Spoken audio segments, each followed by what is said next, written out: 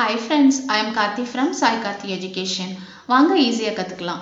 இந்த வீடியோல நம்ம லிஸ்ட் parameters தான் பார்க்கறோம். That is how to pass a list to a function as an argument. அதே மாதிரி how to return a list from a function. இதுதான் பார்க்க போறோம். First வந்துட்டு let's see how to pass a list to a function. அதாவது ஒரு ஃபங்க்ஷனுக்கு ஒரு entire list-ஐ எப்படி ஆர்குமெண்டா பாஸ் பண்றது அதாங்க பார்க்கறோம். இப்போ வந்துட்டு இத வந்து ஒரு சின்ன எக்ஸாம்பிள் வச்சு நம்ம பார்க்கலாம், கொஞ்சம் ஈஸியா இருக்கும். ஒரு ஃபங்க்ஷன்னால ஃபங்க்ஷன் கண்டிப்பா யூஸ் பண்ணி தான் ஆகணும். ஃபங்க்ஷன் நேம் வந்துட்டு func ன்னு யூஸ் பண்ணியிருக்கிறேன். இதுதான் function definition. Okay, we all know that function definition வந்துட்டு கால் பண்ணா மட்டும் தான் ஆக்டிவேட் ஆகும், அதர்வைஸ் வந்து it has no effect. So அதை விட்டுருங்க. இங்க இருந்து let's start. list 1 is equal to 1 2 3 4 5 இந்த இருக்கு கொடுத்திருக்கிறேன். this is list 1. list 1 is equal to 1 2 3 4 5 இப்போதைக்கு இருக்கு. then in the next statement print list 1 கொடுக்குறீங்க. ஸோ இதை வந்துட்டு ரன் பண்ண கோடு தான், ரன் பண்ணதோட அவுட்புட் தான் இங்கே பிளேஸ் பண்ணியிருக்கிறேன். ஸோ print list 1 அப்படின்னா அந்த லிஸ்ட்ல இருக்கிற கண்டென்ட்ஸ் வந்து அப்படியே உங்களுக்கு பிரிண்ட் ஆயிடுது. இதெல்லாம் தெரிஞ்ச கான்செப்ட் தான். இப்போ ஃபங்க்ஷன் ஆஃப் லிஸ்ட் 1 இதுதான் அங்கே ஃபங்க்ஷன் கால் அப்படிங்கிறது. ஸோ இந்த இடத்துல வந்துட்டு நம்ம ஃபங்க்ஷனை வந்து கால் பண்றோம். ஸோ இதுல ஒரு இம்பார்ட்டன்ட் விஷயம் நமக்கு தெரிஞ்சிருக்கணும். That is when we pass a list as an argument, the function gets a reference to the list. அது ரொம்ப இம்பார்ட்டன்ட். நீங்க வந்து ஒரு லிஸ்ட் ஆர்குமெண்டா பாஸ் பண்ணும்போது இந்த ஃபங்க்ஷன் வந்துட்டு it gets a reference to that list அப்படின்னு சொல்றாங்க. அதாவது இங்க நம்ம என்ன யூஸ் பண்ணிருக்கோம், list 2 யூஸ் பண்ணிருக்கோம் இல்லையா. this one acts as a reference to list 1. It means both list 1 and list 2 represents the same object. So the reference concept, that is list aliasing அப்படிங்கிறது ஆல்ரெடி நம்ம படிச்சிருக்கிறோம். இந்த ஃபங்க்ஷன்ல யூஸ் பண்ற argument name வந்து parameter அப்படின்னு சொல்லுவோம் யூசுவலா. the parameter list 2 and the variable list 1 இதுதாங்க வேரியபிள். நீங்க பாஸ் பண்றீங்க இல்லையா, இதான் variable. parameter list 2 and the variable list 1 are alias for the same object. ரெண்டுமே வந்துட்டு ஒரே ஆப்ஜெக்ட் தான் ரெப்ரசன்ட் பண்ணுது, அதான் alias அப்படின்னு சொல்றோம். இப்போ இந்த ஃபங்க்ஷன்ல நீங்க என்ன பண்ணிருக்கீங்க, list 2 of 0 is equal to 10. இப்போ list 2 of 0ங்கிறது என்னது, it represents a first position. So இதோட வேல்யூ வந்து 10 அப்படின்னு சொல்லி சேஞ்ச் பண்றீங்க. அவ்வளவுதான், வேற எதுவுமே நம்ம இங்க பண்ணல. So after the function the next statement வந்துட்டு உங்களுக்கு எக்ஸிக்யூட் ஆகுது.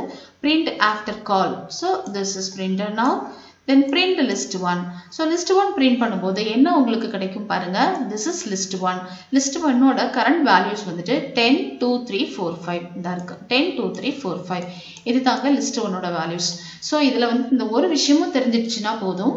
அதாவது நீங்க லிஸ்ட்டை வந்து ஆர்குமெண்டா பாஸ் பண்ணும்போது the function gets a reference. இதுக்கு வந்து ரெஃபரன்ஸ், அதாவது அலைஸ் மாதிரி ஆட் பண்ணும் list 1 and list 2. ஸோ அலைஸ்னா என்ன ஆகும், நீங்க த்ரூ list 2 சேஞ்சஸ் பண்ணீங்கன்னா அந்த சேஞ்சஸ் வந்துட்டு கண்டிப்பா list 1ல உள்ள வேல்யூஸ் வந்து ரிஃப்ளெக்ட் ஆகும்.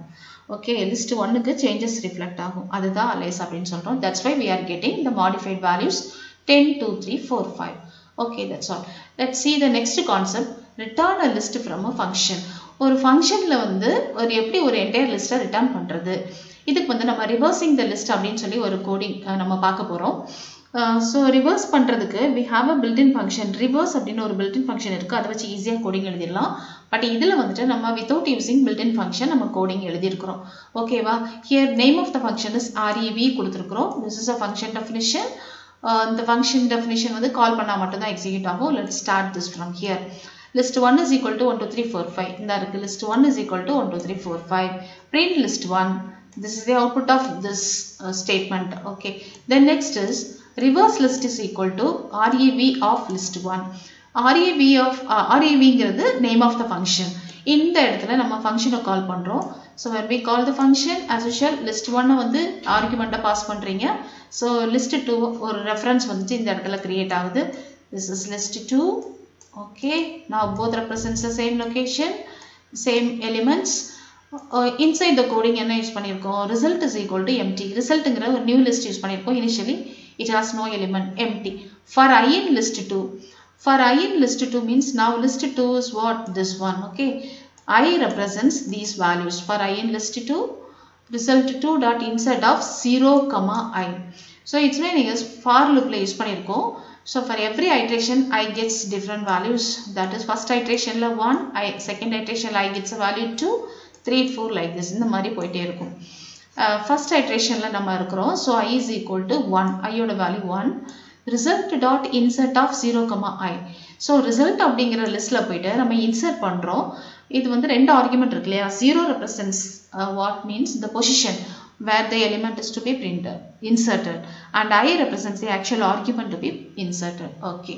இப்போ 0th locationல I ஓட வேல்யூவை insert பண்றோம். I ஓட வேல்யூ 1. இது 0th locationனா ஒரு பிரச்சனையும் இல்லை, அவ்வளவுதான், insert பண்ணி விட்டாச்சு. Second iterationல I gets a value 2. 2 is inserted now in the 0th location. Now this is result of 0. This is result of 1. சரிங்களா? Then third iteration I gets a value 3.